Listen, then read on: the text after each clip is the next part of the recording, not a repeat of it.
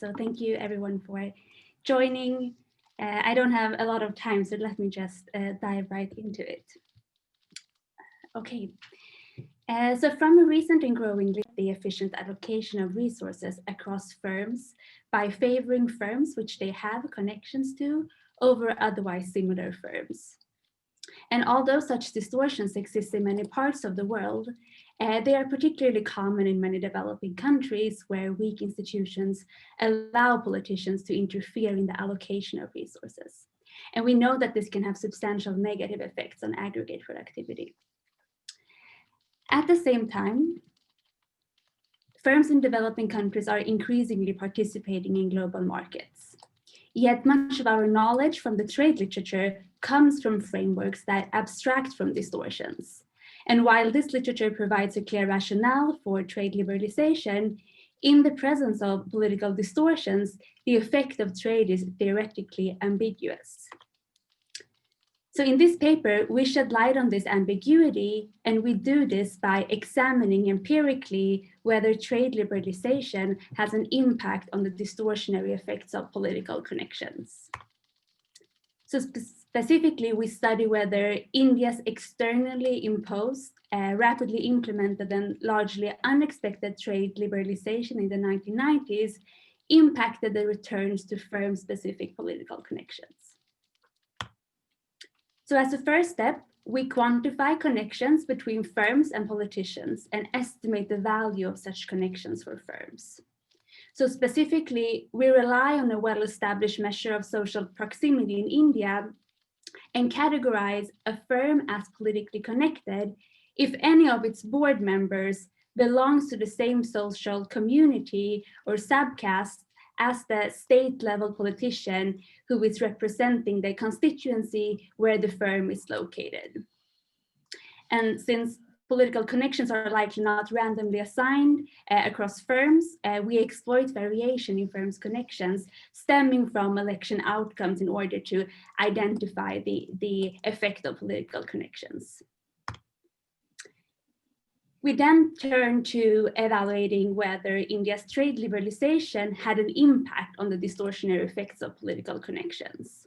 And to do so, we combine the exogenous variation in firms' connection status with India's externally imposed import tariff reductions, using a triple difference design and a difference in discontinuities design.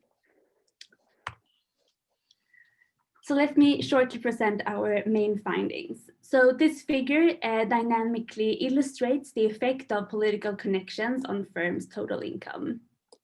And the graph shows that once a firm gains connection at time t equal to 0, we find a positive effect on firms' total income.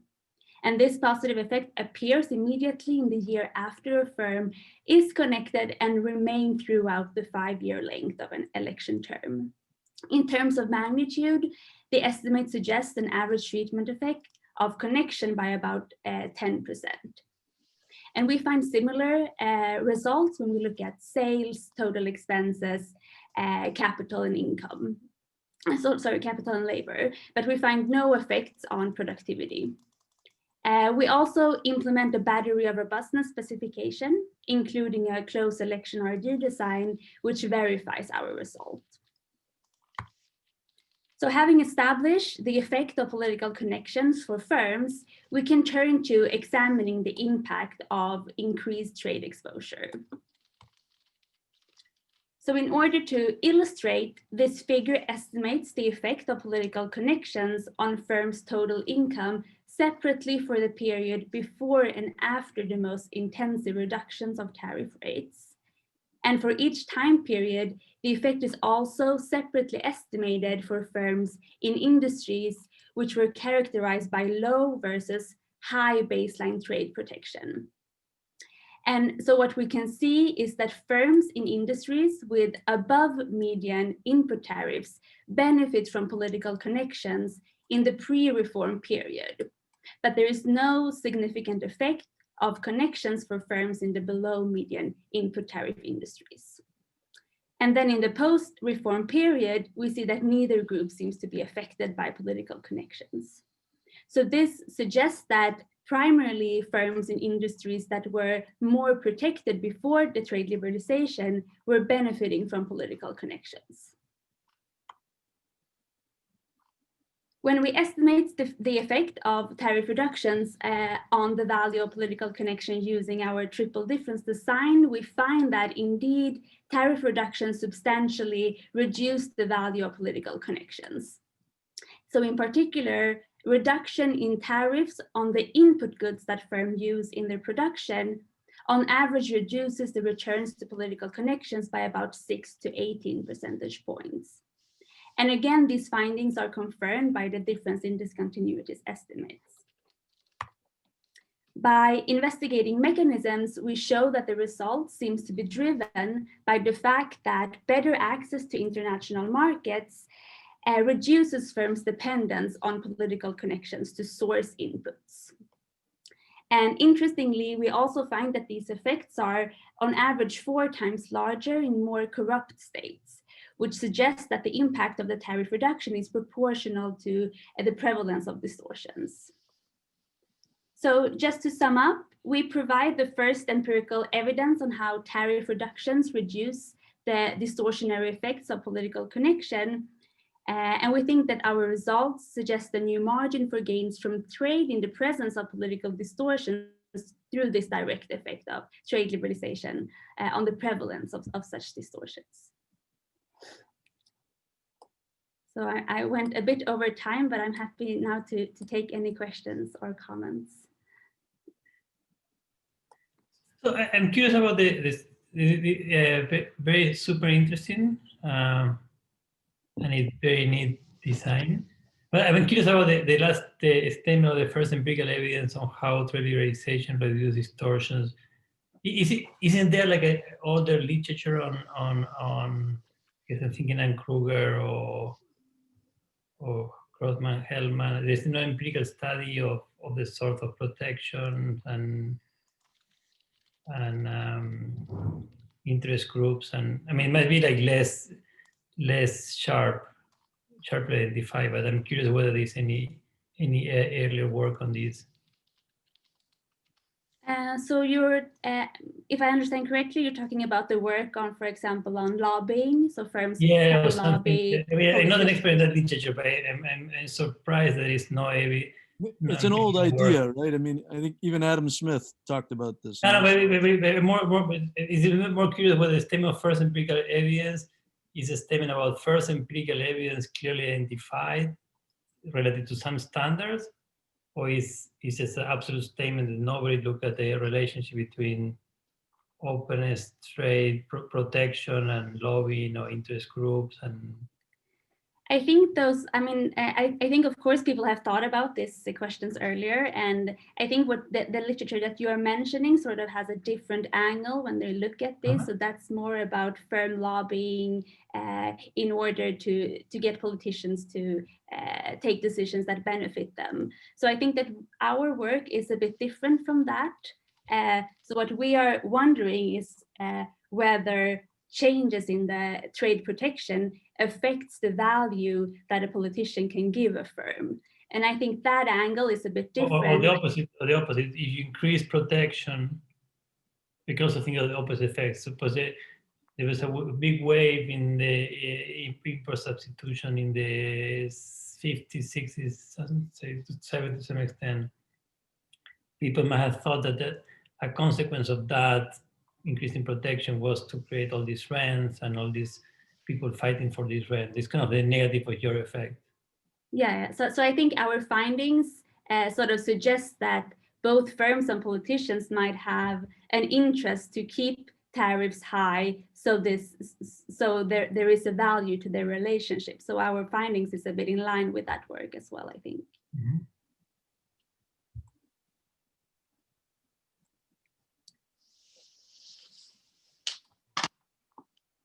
It's interesting that the instrument is about the input tariffs, because in many ways you might have thought that the value would be to have the politician to lobby for the tariff itself. And so once you sort of liberalize, you remove that, instrument that the politician has, but it's going on the opposite side. I think that's pretty neat. It's not something I'd thought of. Yeah, so, and also, of course, these politicians that we are looking at, they are the local politicians. So these are not the same politicians that are in charge of the tariff rates, for example, in the country, which is at the national level. So that's also something interesting to look at, I think, but it's not what we are addressing. Is there any way to extend the work to think about those types of things? Yeah, I mean, we could use the similar setup as we are to look at the connections between firms and national politicians. I think one main issue with the setup that we have now is that we would have much less variation. So I'm not sure if we would be able to say something empirically. But that's something that we're interested in looking at going forward. Because I think a big issue in STEG is, is a lot of policymakers want to think about trade policy, industrial policy, should they be targeting certain industries to grow, et cetera.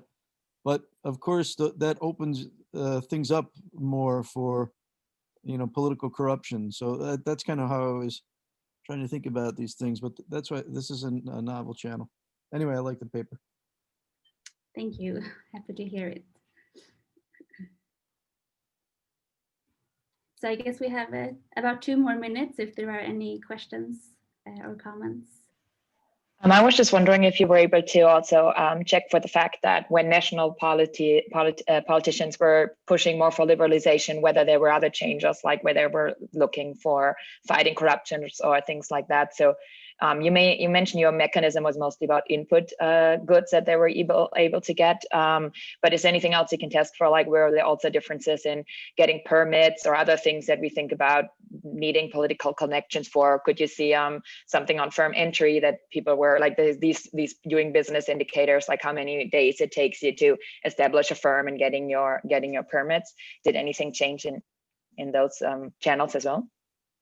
Oh, you mean during the same time as the trade liberalization? Yeah, so that's of course important, and so this trade liberalization was a part of the IMF program. So there was of course other reforms happening at the same time. So in the paper we tried to look at these. So mainly there was a delicensing reform and also a foreign direct investment reform during the same time that was hitting industries differently. Which might be a threat to our empirical design. So what we try to do is to control for these reforms as well. And what's a bit surprising is that we don't see that those reforms are affecting the value of the type of political connections that we are picking up. So I think ex ante, I would believe that the licensing reforms would also affect the value of political connections. But I think that maybe the delicensing reform affects other types of connections that we are not able to pick up with our definition, for example.